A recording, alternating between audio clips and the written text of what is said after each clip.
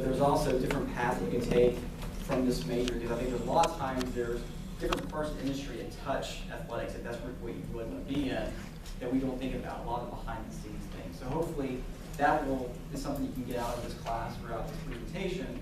But also, we're trying to give you a little bit of career advice at the end as well. Some things from someone that's been in the industry, just in the real world for 13 years now, kind of give you some insight on what employers are looking for, and people like myself that are, hiring type managers, what they're looking for people coming in, especially from an entry level standpoint.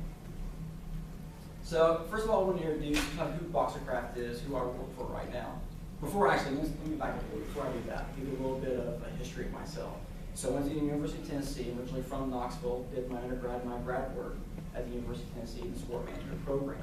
Now, while I was at Tennessee, I did pretty much everything possible that you could do on an athletic department you could think of, because I wanted to find out what I wanted to do. I worked in event management, I worked in sports information, I worked in marketing, and I worked in the ticket office. And after 4.5 years of doing all of that and graduating, I didn't want to do any of it, just to be honest with you. I figured out I didn't want to do any of it. And I got great experience of doing all those things, but it didn't take me 3 or 4 years afterwards to get into my career to really actually figure out, I don't want to do this for a living. Now, I'm not saying that to discourage anybody here. It just wasn't right for me. What I thought I wanted to do, it just wasn't right for me. But all that experience that I did helped me in my career going forward. So do I regret any of that? No, because I found out what I wanted to do, and I also made a lot of connections doing it. So after I graduated, I actually went to go work for the Collegiate Licensing Company, CLC, as they were referred to earlier, the leading licensing agent for all college licensing. So about 85% of the retail sales that are out there flow through the Collegiate Licensing Company. And when I was there, I was the Director of Partner Services. So I was kind of the ambassador or the middleman between CLC, the corporate office, and the schools. So I would go to schools, I'd go to campus, I'd meet with what we call a licensing director. Each campus has a licensing director who approves all the artwork. So all the merchandise you see in the bookstore, there's someone that's seeing that first and makes sure that it follows the university's brand. So I was kind of the middleman for that company. And in that, when you work for an agency, it's a high pressure, high demand type of business. And I did it for 12 years. And after about 12 years, got married, had twin boys, and decided, you know what, I don't want to be on the road all the time. I want to stay home a little bit more. I was traveling on the weekends. On the weekends, we'd actually go to big major football games and do enforcement looking for bootleggers, people selling unlicensed merchandise. Now, when I was younger, that was awesome. I got to go to a lot of great games. I've been to a lot of national championship games, been to a lot of Final Fours. But sometimes you get a little spoiled by that, and after 12 or 13 years of doing it, I'd say, yeah, that's all right, I'll pass on the Final Four. I'll pass on the national championship game. And I think once you kind of get to that point, that's when it's kind of time to realize maybe it's time to do something else. So, had the family, so I want to do something else, but I really like the licensing industry. And we'll get into a little bit more about what licensing is here in a second. But licensing for me was, you hear a lot of times that you can't help who you fall in love with. Licensing is not what I went to school for. I just actually tripped into it and then fell in love with it while I was in there. So I'm very passionate. I'm kind of a licensing / branding nerd is what I would title myself. I wouldn't say an expert, just a nerd in it. So I go on to Boxercraft, who is actually a licensee. We're a licensee for over 500 universities. And what that means is that we produce apparel items with university marks on it. We have to make sure, it's part of my job to make sure that we are using the logos correctly and that we're paying royalties on it as well. So in an average school, on anything that's sold to a retailer, 10 to 12% of that ends up going back to the school. And then it usually goes to some kind of college, fund some sport for scholarships. It's usually what a lot of schools use it. Sometimes it's associated in athletics, sometimes it's in a business office, sometimes it could be held within the bookstore. But the cool thing about licensing is, as I said at the beginning, you don't think of it as directly being involved in athletics.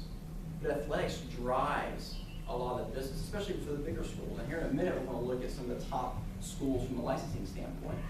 But as I mentioned earlier, I go to a lot of sporting events because that's where a lot of the compliance issues were at. Whenever someone would go for a national championship or they make a long run, what we call a hot market, that was always driven by athletics. So I always thought being involved in licensing is the perfect combination of you being involved and have to still be involved with athletics, but you're kind of on the private side as well. You're not on campus per se, but you're working with a lot of people on campus. So it was a nice little balance between the private sector and also being involved with schools.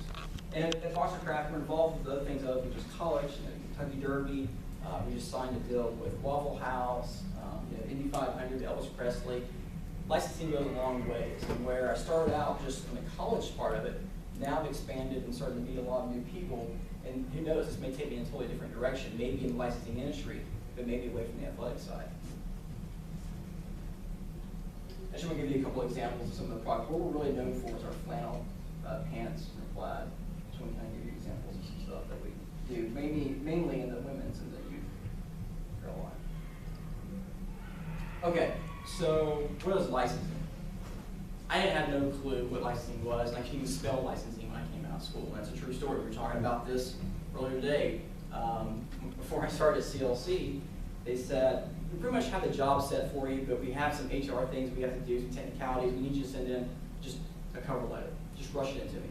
So I wrote the cover letter, I sent it in, didn't hear anything back.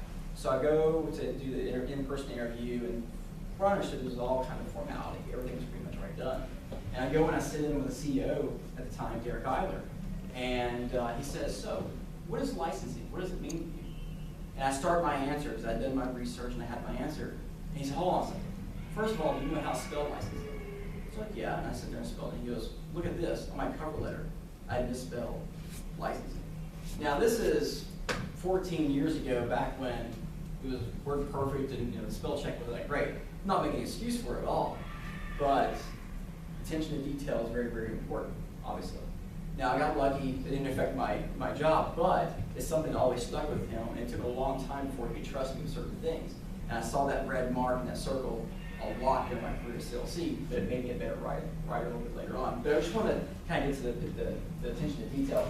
The licensing is a practice of leasing a legally protected property. You hear about trademarks, you hear about copyrights, whatever the case may be, and someone going out and selling it. So, for example, someone's going to use the university marks, like we do at Boxercraft as a licensee, and we go out and sell it in the marketplace. And this can come in different fashions as well. You have video games, you have apparel, you have non-apparel, it talks about copyrights, you have songs, music. You always hear about royalties, that's the big thing, especially when you talk about music, when you talk about when they sell records, they get royalties, and this is how all this is generated from licensing. Now, you'll hear me use a couple terms, licensor and licensee. And just to make sure, I don't mean to talk down anybody, so if you know what this is, then listen to me. But a licensor is the party who actually owns the rights. And the licensee is someone like myself, Boxercraft, who is using those rights. So when I use the word licensor and licensee, I just want to make sure that we're kind of on the same page and understand the difference between the two. And by the way, if you have any questions, very active, if you have any questions, feel free to just pop up and ask me a question before I move on. So it's no big deal. So we just talked about what a licensor is. It's a brand, someone that owns a brand. Anybody in here guess, and this is not just sports and athletics, who the top licensor is? Who has the most sales? Apple. No. No. What was that? No. You're on the right path. You're on the right path. No. Even though I think Hannah Montana may be part of one. There you go. There you go. I was going to say that sometimes they're all included. So these are your top 10 licensors from 2013. This is based on retail sales in the market. What's that? Barbie, yeah, exactly. You notice a lot of these in the top 10 are related to kids, the youth. That's where the industry really is driven, to be honest with you. But we have Walt Disney, and obviously they have a lot of indies that they're working with. But there's some companies that haven't heard of PVH and Meredith and Iconics. You haven't heard of those guys before. But they have a lot of brands. It's kind of like a lot of people don't know who the collegiate licensing company is. As you should see there, it shows up at 10. That's a little bit of a misnomer there because when they include the CLC numbers, that's all of college, not just CLC clients. But they just kind of lump everybody into that. So to give you an idea, Walt Disney does about $40.9 billion in retail sales a year. And then you go all the way down to 10, where CLC collegiate market is. All the schools are brought into that group. It's about $4.6 billion. So there's a huge gap just in the top 10. Yeah. Okay, so Disney is the owner, Yeah. and the Disney, the ABCD, those are their That's their kind of, that's the umbrella parent company, and then all those brands fall underneath. Okay, and then what do you guys do with those brands? But now, I'm sorry? What do you do with those brands? So we'll sell merchandise. We take out and we sell merchandise with it on there. I mean, even ESPN, even though they're a TV company, they have their own licensing program. So when they do the X Games and stuff like that, they co-brand. So that's the thing you'll see a lot of, especially with like Hello Kitty, that number 6 there was Sanrio. They do a lot of co-branding. So you see their items on with college logos or some other things like that. That's where Hello Kitty does a lot of their business. They do a lot by themselves, but they also attach themselves to other brands as well. So you see a lot of crossover, and that's what you call co-branding when you see two brands combined together. Make sense? Yeah. Got it? And then you have the relation of, NFL, NBA, NHL, NASCAR, and PGA. Just want to kind of give you an idea of where they stand amongst all of the licensors and also college. Of course, you have Major League Baseball at 8. Now, the reason why you think, in theory, the NFL, you think would probably be one of the top ones, or would be above Major League Baseball, maybe even college.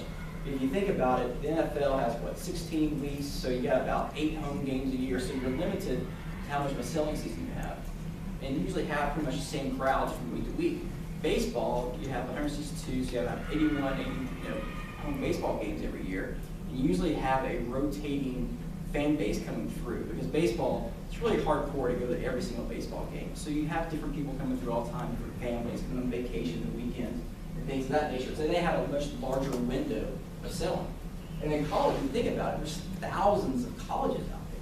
So just in the sheer numbers alone, you think that obviously we'd be a little bit higher than the NFL. So I think a lot of people think the NFL is the big money driver, and they are, don't get me wrong. But there's other reasons that go into the reason why Major League Baseball and college is above them. Did you have a question? Sorry. Yeah, have you noticed like one licensor like growing like in the past few years or whatever? Do you notice like one certain brand or company?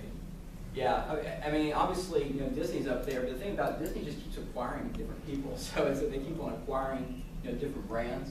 I think out of this group right here, Warner Brothers, because they started acquiring a lot of people like DC Comics and Wizard of Oz. But the thing about it is a lot of people don't, and you can tell me this, a lot of people don't understand, or they don't know some of these brands.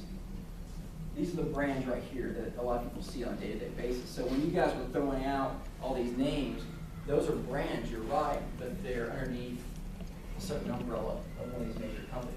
And to give you an idea, Walt Disney said did 40.9 billion. The next, so number 2, this is how big the gap is. Number 2 was 13.3 billion. So that's a huge gap. That means they're way ahead of the game. Their distribution is worldwide. They have obviously great assets underneath it. You have Lucasfilm, ESPN, all that stuff. So they're a juggernaut for sure. You have questions on that?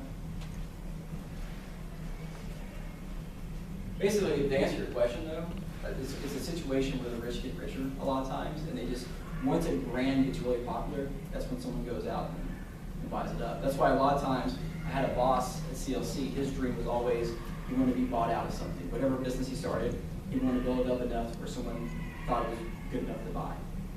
I think it's a pretty good goal. All right, so we'll go to schools, we'll go to universities. Who's number 1 in the world today? What's that now? Ohio State. Yes and no. I'll get another guess though. Oregon? No. What's that? Michigan. No. Texas. Said Texas, yeah. Texas and Ohio State. The reason why I said that, they kind of flip-flop are very close. And the numbers that I have for this one, Texas was number 1 this particular year, but they do kind of, they go back and forth for sure. Now, a little bit of a disclaimer here. A few schools you won't see on here is Oregon. You won't see Michigan State or Mississippi State, which I believe would be in the top 25. And the reason why is these are numbers that are published. I know all the CLC numbers because we'll say I have full inside information there because I used to work there. But those other 3 schools are independent schools. They don't really publish their numbers. But out of that group, I think Michigan State would probably be around 15 or 16. Oregon would probably be in the mid-20s somewhere. And that's the interesting thing is that you see the fan bases of East Coast schools, SEC schools, ACC versus West Coast schools. For example, Southern Cal, even when they're winning championships and they're really good, they wouldn't even show up in this top 25 at all.